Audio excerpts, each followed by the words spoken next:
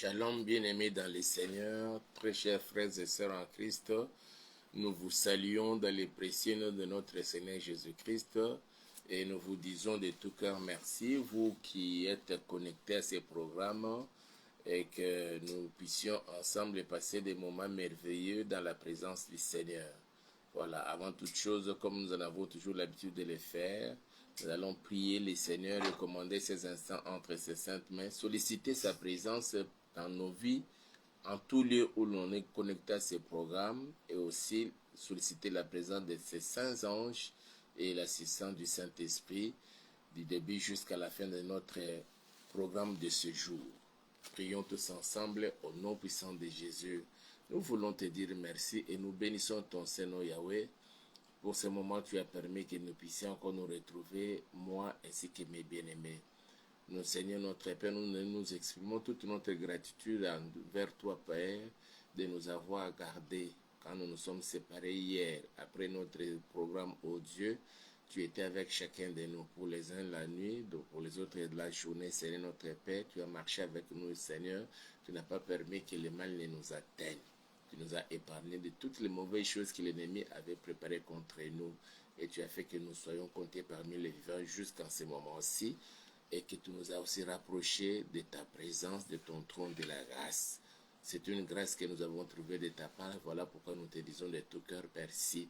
Et nous recommandons ces instants entre tes saintes mains, Seigneur. Oh Yahweh, nous voulons te voir à l'œuvre. Parle-nous, assiste-nous, Seigneur, et exauce les prières de chacun de tes enfants et agis, Père. Et c'est là pour la gloire de ton Seigneur. Au nom puissant de Jésus, et nous disons Amen. Tolingi kopambola Nzambe oyo asali biso ngolu ya kosangisa biso lisusu na mokolo na lelo mpona tolekisa bango ya kitoko liboso na kiti na bokonzi na ye. Lelo tolingi tozali kokontinue toujours na esprit ndenge tobandaki depuis nakoloba semaine passée et tokontinue susu na kati na semaine oyo. Il est vrai que nous sommes en train de parler de la grâce de Noé. Mais lelo tolingi kolobela ngo na contexte mosusu. Toujours, nous sollicitons la grâce du Seigneur na bavi na biso, na misala na biso, na bandaku na biso, na mabota na biso, na vie ya bana na biso, na vie ya mobali, ya mibali na biso, ya basi na biso, ya bandeko na biso. Zali kosenga ngulu na Nzambe wana ezali likolo na biso. Si hier, nous avons parlé de la grâce de Noé, na kati na bomoi na biso, grâce ya Noé, même na mboka na biso, na ekolo na biso, et l'autre ligne tolebela à l'instar du roi Ézéchias. C'est la même chose, mais tolingi to reformuler autrement parce que tolingi ko aborder makambo peu autrement. À l'instar du roi Ézéchias. C'est toujours, nous sollicitons toujours toli ko luka ko senga ngolu la grâce ya Nzambe. Ko Nzamba asalaki epai ya Noé, asalango pe na biso. Mais lelo tozozolango na o Nzamba asalaki epai ya Ézéchias, asalango pe likolo na biso. Totangi texte na biso ya 2 Rois chapitre 20 à partir du verset 1er jusqu'au 11e verset. Natangi maloba na Nzambe na français bien sûr.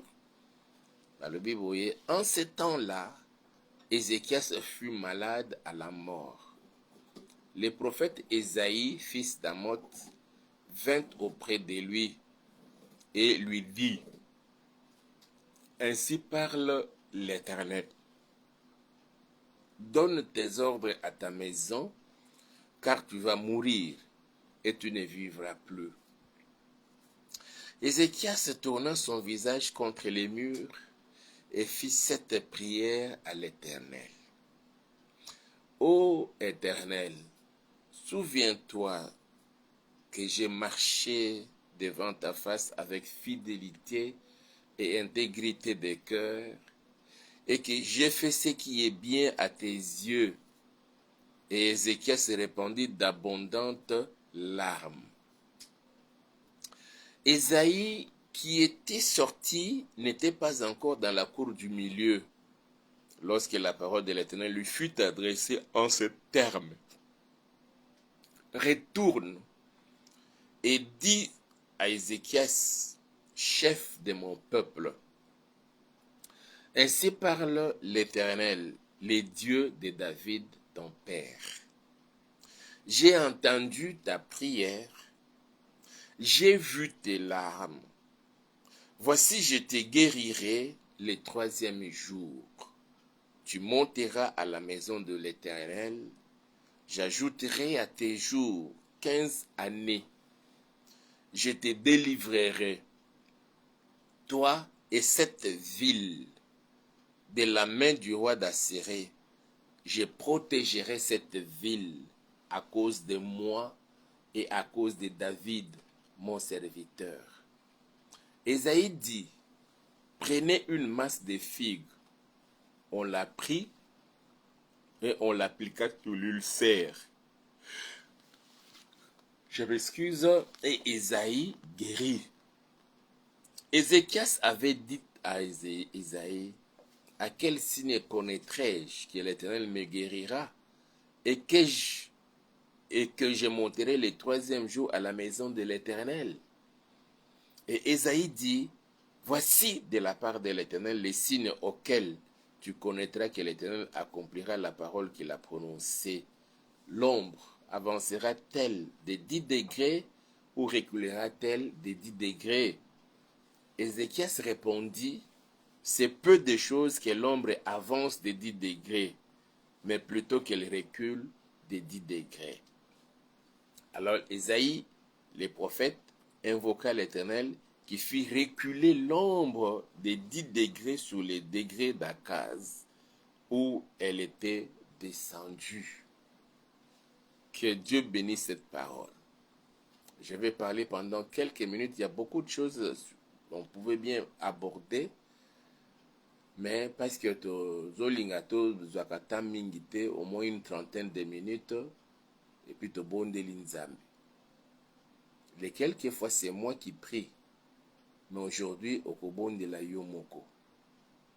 Au pousse dans la présence mais dans une certaine mesure, et formuler ce que est ton désir. Une histoire qui s'est produite, qui s'est passée dans la vie d'un roi. Et son nom, Kombo na Ezalaki, Ézéchias. Ézéchias azalaki mokonzi ya mboka. Azalaki kobela. À cause ya maladie wana, Nzamba etindi Esaïe prophète, mosali na ye. Kende koyebisa Ézéchias akokufa.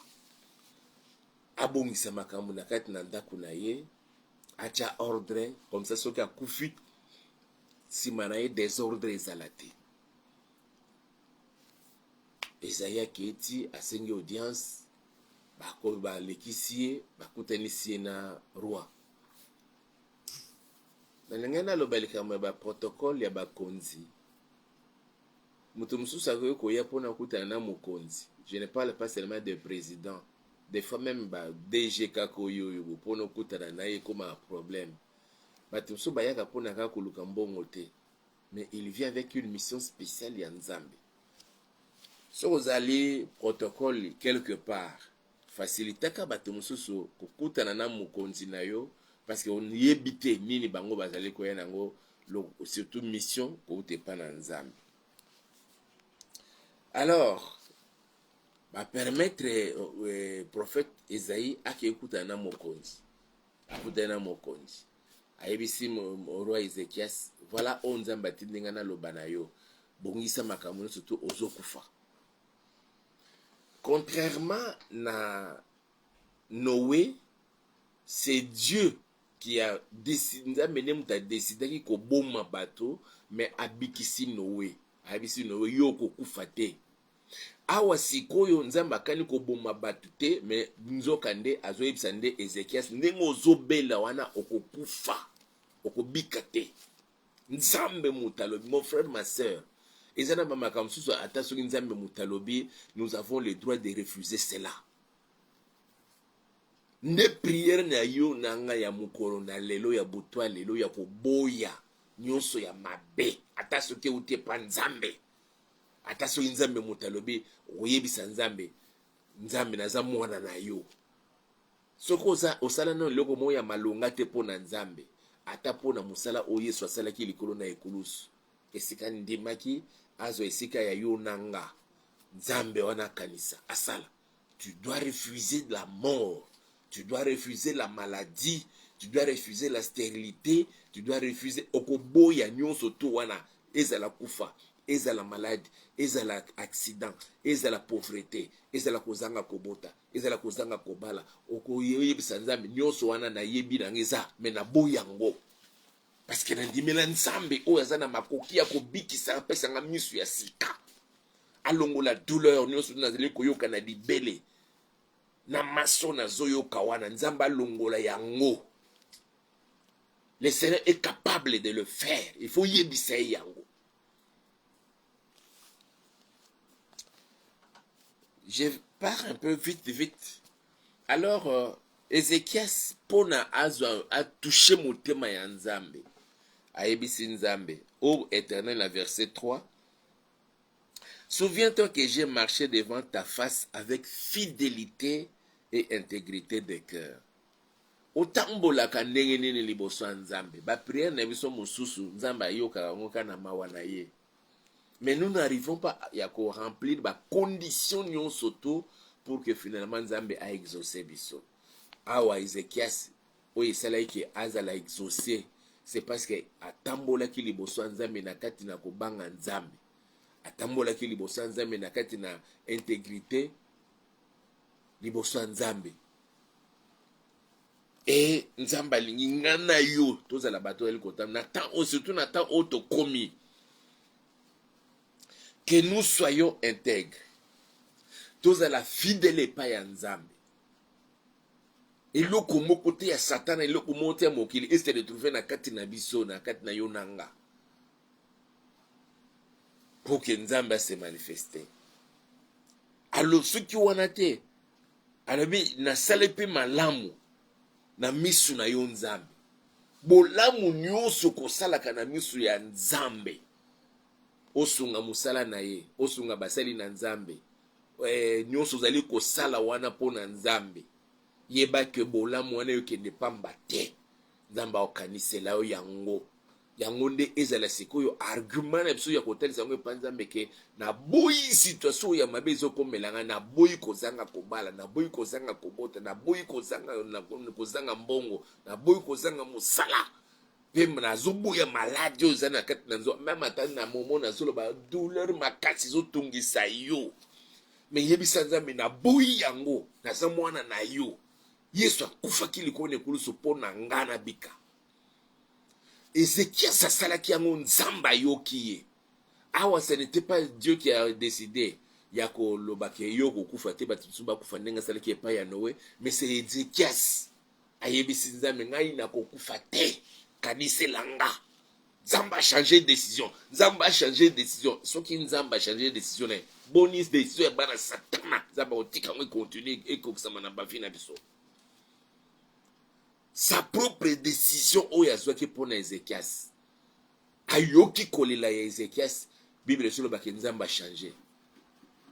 Akotika ya bana satana ekokisama nani, bandoki babundisaka biso ti lelo, babebisa bavi na biso, batia maladi na kati na biso, babanda kolatisa biso milimo na kati na banzoto na biso, bamosusu baza na baesprit ezolata bango bamasque de vieillesse balatisa bango, bamosusu nayebi te sorte nini ya bademo bazali koderange bavi ya bana na nzambe.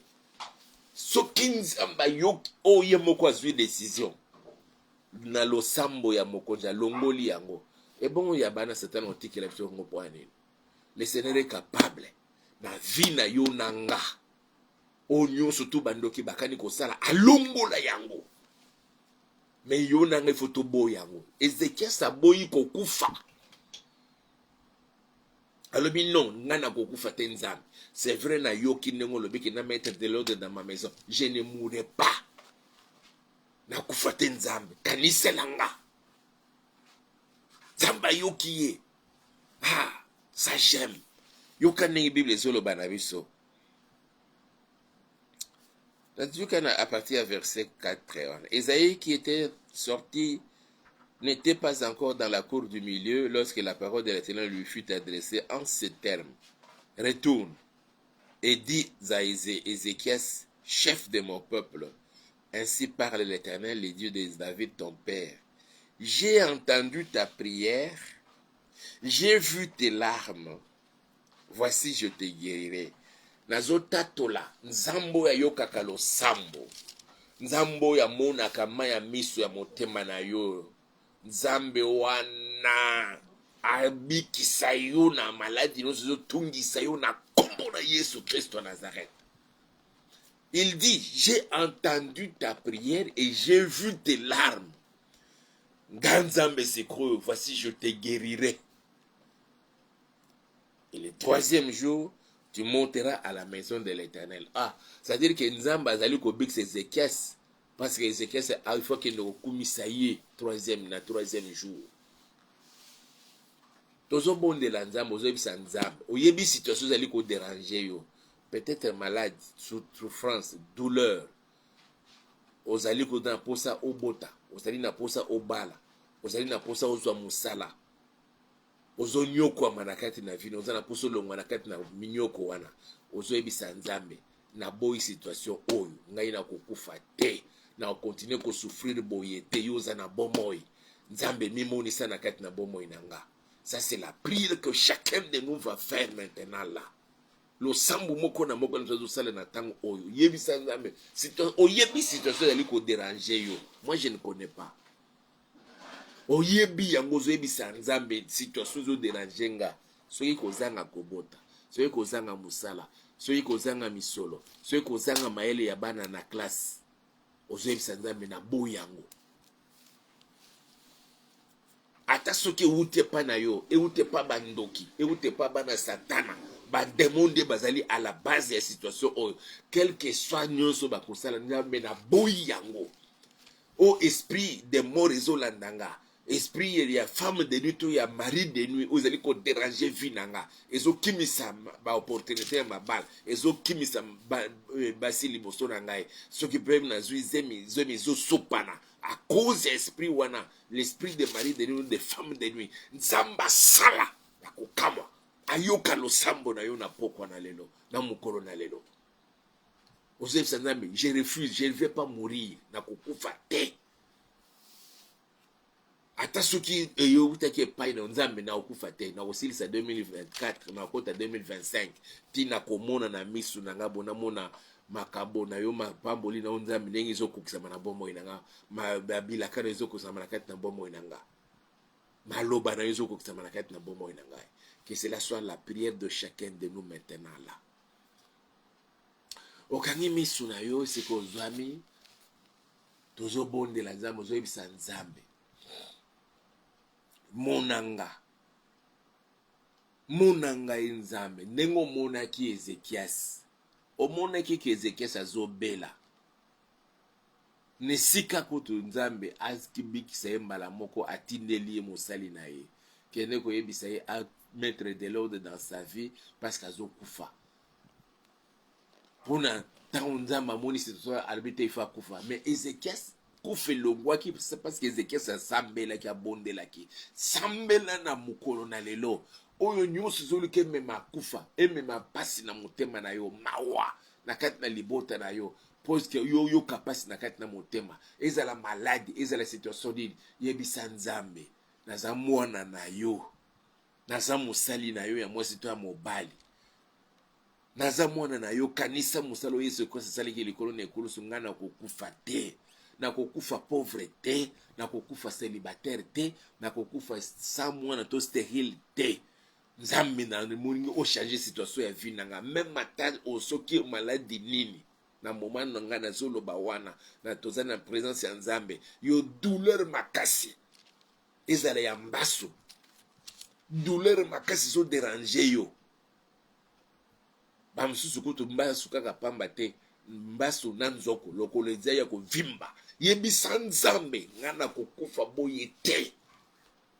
Refuse cette situation là de tout cœur. Mais yebisa Nzambe biso nyonso tu tozoyebisa Nzambe akanisa mosala oyo Yesu asalaki likolo na ekulusu, Peut-être ceux qui ont oh ya biso moko. Nous n'avons pas quelque chose de consistant à représenter pendant mais pour nous amba kanisela yonanga. Ma kanisela yonanga na nzela musalo yeso sele kili kolona ekolus. Ne prière na tout ça la seconde temps oyangwana to bondeli na kombo na Yesu Kristo nzambe na pusane liboso na yo papa. Situation nyon surtout o ezali kozangisa ngai kimia. Situation surtout ezali kolelisa nga mwana na o Seigneur. Des fois na butu tango batino surtout balali nga nazali kotala miso kaka boy Seigneur souci ezali kotambolanga. Eza kaka ngate eza pe na bande konyoso bazolanda nga na tango omo konji. On n'arrive pas à bien dormir, Seigneur, à cause de ces problèmes, à cause de cette situation, Seigneur, notre Père. Bah, monsieur, Seigneur, nous autres, konda Yahweh, à cause de la maladie, ba douleur na kat na libumu, ba douleur atroce na mukongo, ba douleur na makolo, Seigneur, mimsusu bazali koyoka neti mas na libele, neti mas na zalibumu, neti mas quelque part, Seigneur, notre Père. Zambe ba misusu baketo kepa na baminga balobete dans kobota te balobete oko pambola mate oko bixa mate il faut la kozomela bakisi chaque fois et chaque quand quelqu'un arrête un peu de prendre les médicaments et la maladie s'amplifie. Seigneur nazo boya situation nyo surtout o satana dali koloka ko imposer nga o pona memangati na kufa. Amemanga Seigneur na dimension nyonso ya yeye papa nazo boya yango na kombo na Yesu Kristo Nazareth.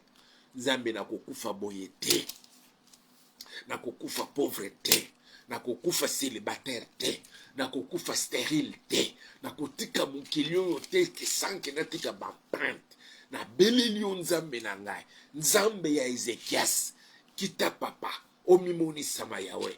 Tango yo décida ki pote olobete Ezekias akokufa.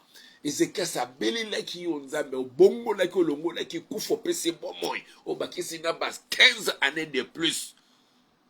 Pas seulement au pesi bomoy, pas seulement au bakisi 15 années de plus, au bikisi na maladie nyonso Seigneur. Maladie nyonso zo tungisanga, ozo tungisande kona ngai mo sizande ko ezo tungisande kona ngai mobile. Ezala na kati na makila, ezala na kati na mikuwa, ezala na mukongo, ezala na mutu, Yahweh papa, ezala na makolo, ezala na libumu. Ba misusu bazali ko sentir une masse na kati na libele na ba douleur. Que ça soit les débuts, il y a tumeur, il y a cancer. Nzambe nazo pamela yango. Nazali ko tato la to kokufa te, na kokufa te. Ndeko na nga mwese mbele kokufa te. Quel que soit nyonso satana nazali koluka ko sala. To boyi kufa. To boyi liwa na lolenge nyonso nzambe, na boyi pauvreté, na boyi stérilité, na boyi Seigneur chômage, na vie nanga, na vie ya bana no papa, obazeli konlepso na tango, na kombo na nguye ya Yesu Kristo Nazareth. Zambo yo mona koyokaka. Otendaki prophète epai ya Ezekias, parce que omonaki maladie ya Ezekias. Olobete akufa kaka, neseka continue ko souffrir akufa kaka tika mokili abongisa makambo nyonso to. Mais tango Ezekias abalola ki miso ne epai na yo Seigneur, alobi kanisela nga nzambe ndenge natambolaki liboso na papa. Seigneur olongola ki kufa liboso na Ezekias. Kanisela nga Seigneur, kanisela ndeko na nga ya mobali, kanisela ndeko na nga ya mwasi Seigneur notre Père. O tozali connecté na kati na moment opo liboso na nzambe na boboy. Ce qui n'a biso mongo Seigneur makoki ezate. Mécanisme so à cause ya œuvre o Yesu Kristo asala ki likolo na ekoloso.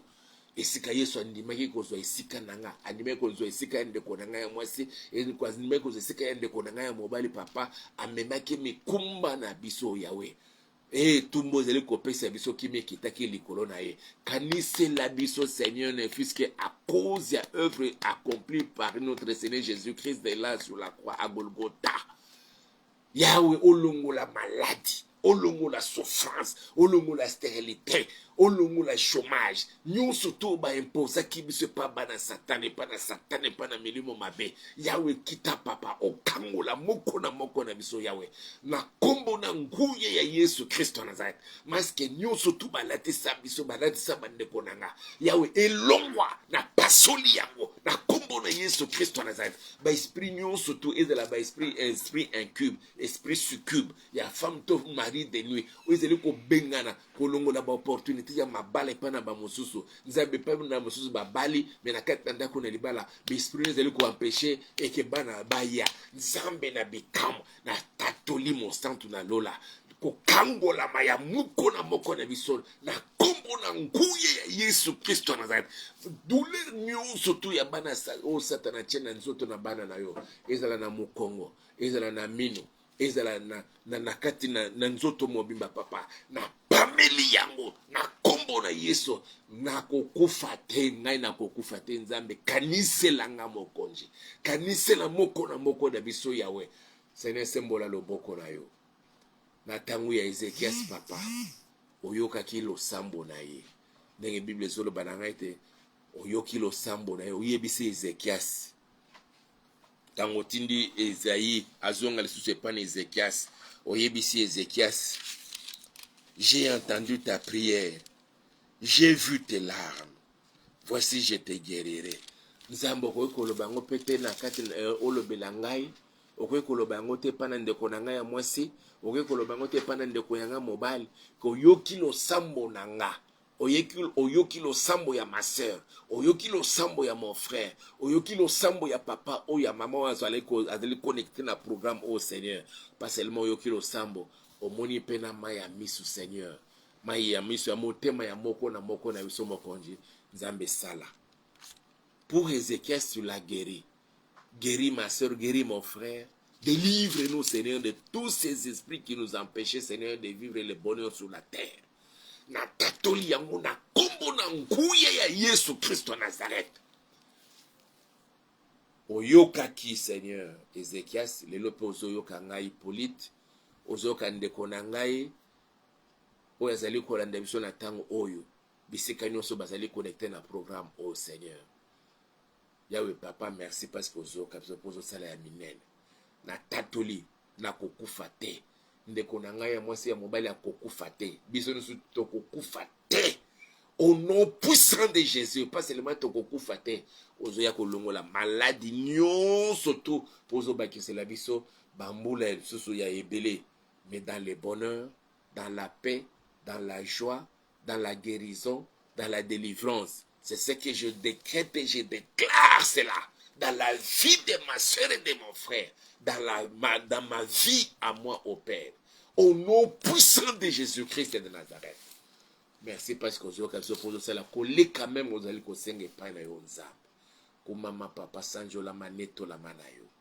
Na kombo na nguye ya Yesu Kristo to bondeli boye, petolobi. Amen. Nzambe apambola yo, apambola ndeko na ngai ya mwasi ndeko na ngai mobali yo landi biso na kati na mokolo na lelo. Tozali kosenga biso nyonso tu bo aimer la vidéo, bo partager yango epa na bandeko mosusu oyo bazali na posa ya losambo oyo Nzambe akosala mpe Nzambe azosala. Et tozali na posa lisungi na bino et permettre biso vraiment to améliorer la qualité de notre travail.